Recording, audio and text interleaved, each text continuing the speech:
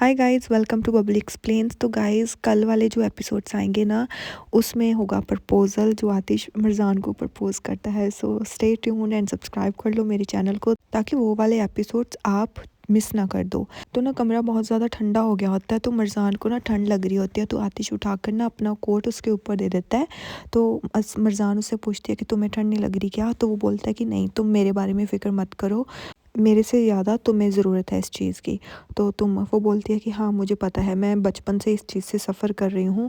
मुझे अंधेरे से डर लगता है और थोड़ी सी भी ठंड होती है तो मुझे ज़्यादा ठंड लगने लगती है। वो बोलता है कि अपनी मेडिसिन पर भी ध्यान दिया करो।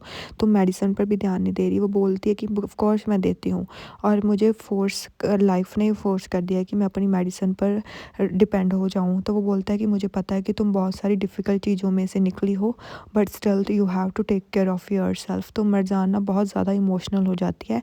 वो अपने वो पुराने दिन याद करने लगती है। फिर ना आतिश मिर्ज़ान को कहता है कि तुम लकी हो जो तुम्हें टाइम पर इतना अच्छा डोनर मिल गया और तुम्हारा ऑपरेट हो सका। वो बोलती है कि हाँ, मैं सच में बहुत ज़्यादा लकी हूँ, और उस टाइम में मैं सच में लकी थी।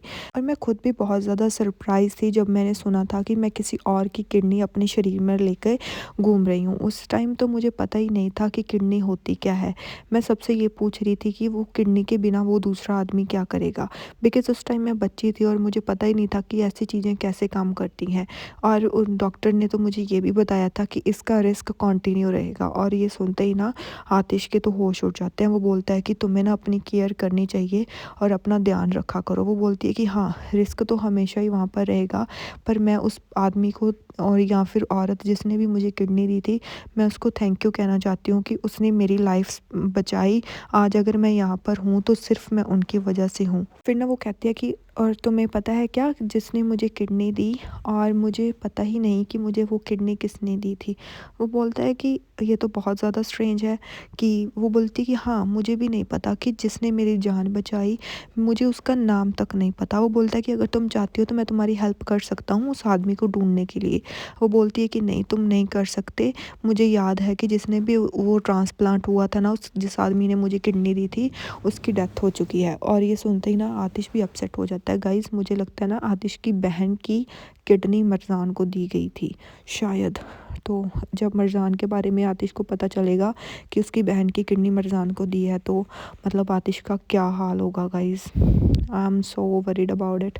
फिर बोलता है कि प्लीज़ चुप हो जाओ, रो मत, और तुम अपना ध्यान रखा करो। फिर ना मिर्ज़ान सोचती है कि अगर तुम मुझे ऐसे ही देखते रहोगे तो मैं खुद को कैसे तुमसे दूर कर पाऊँगी, और ये तुम्हारी आंखों में जो मेरे लिए मुझे प्यार दिखाई दे रहा है, कि ये सच है या फिर नहीं।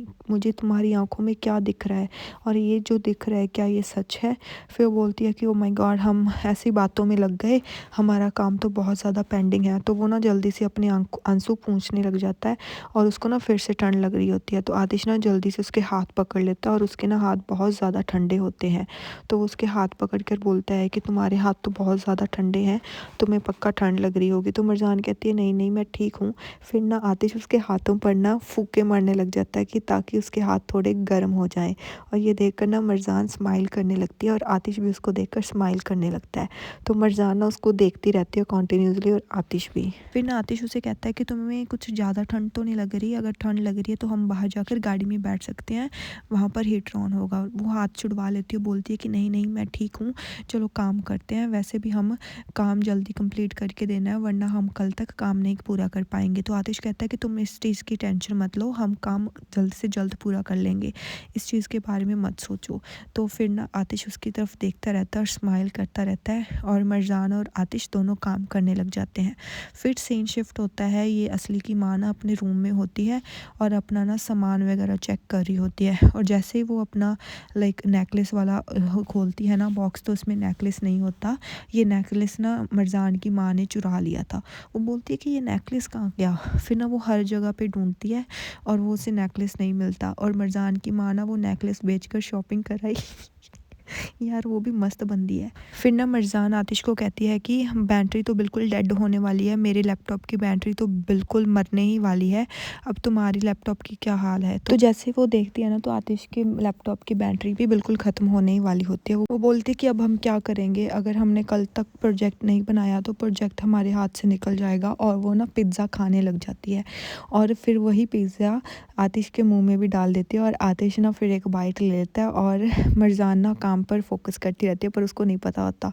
फिर बोलता है कि अब हम क्या करेंगे, अगर हमारा काम पूरा नहीं हुआ तो हम क्या हो जाएगा फिर हमारे साथ। फिर बोलता है कि कोई बात नहीं, तुम ऐसे मत सोचो, हम कुछ ना कुछ सोच लेंगे और हमारा काम जल्द से जल्द पूरा हो जाएगा। फिर ना मरजान खड़ी हो जाती है और बोलती है कि ये सब ना मेरी वजह से हुआ है, अगर वो सब स्कैंडल मेरे साथ नहीं होता तो मैं उस पर बिज़ी ना होती तो ये काम कब तक फिनिश हो सका होता, और मेरी वजह से सारी टीम का इतना किया हुई मेहनत पर भी पानी फिर जाएगा, इस चीज़ की ना मैं ही ज़िम्मेदार हूँ। तो मरजान को वो आतिश कहता है कि नहीं नहीं, ये तुम्हारी वजह से नहीं हुआ है, तुम खुद पर इतनी हार्ड मत हो, कुछ नहीं हुआ है और अपने आप को इतना ब्लेम करने की ज़रूरत नहीं है। वो बोलती है कि नहीं, ये मेरे साथ ही हुआ है, मैं बहुत ज़्यादा वीक हो गई हूँ, मेरे साथ कितनी चीज़ें होती हैं, मैं हर कुछ चीज़ हैंडल कर लेती थी पर अब मैं बहुत ज़्यादा ऐसे वीक हो गई हूँ, मैं कुछ भी बुला ही नहीं पाती, इस बार तो मेरा ही फॉल्ट है और ये सब मेरी वजह से हुआ है। तो आतिश बोलता है कि नहीं, खुद को माफ़ करना सीखो, ऐसे नहीं कहते, और इसमें तुम्हारी कुछ भी गलती नहीं है। वो बोलती है कि नहीं, मैं खुद को माफ़ नहीं करूँगी, मैंने मिस्टेक की है और इसकी भरपाई अब मेरी वजह से सारी टीम को भरनी पड़ रही है। वो बोलते हैं कि नहीं, ऐसा नहीं है, ऐसा बिल्कुल भी नहीं है, तुम बहुत अच्छी हो और तुमने इतना स्ट्रॉन्ग बनकर फिर भी अपना काम किया, आई रियली अप्रिसिएट दैट। और कंपनी में जितने भी काम करते हैं ना लोग, सब तुम्हें, तुम्हारी और तुम्हारे काम की सब लोग बहुत ज़्यादा कदर करते हैं। वो बोलती कि मुझे पता है, बट स्टिल मैंने यासिर की पहली बात मानी होती तो शायद हमारा प्रोजेक्ट अब तक कंप्लीट हो चुका होता और अभी अभी हम यहाँ पर फंसे नहीं होते।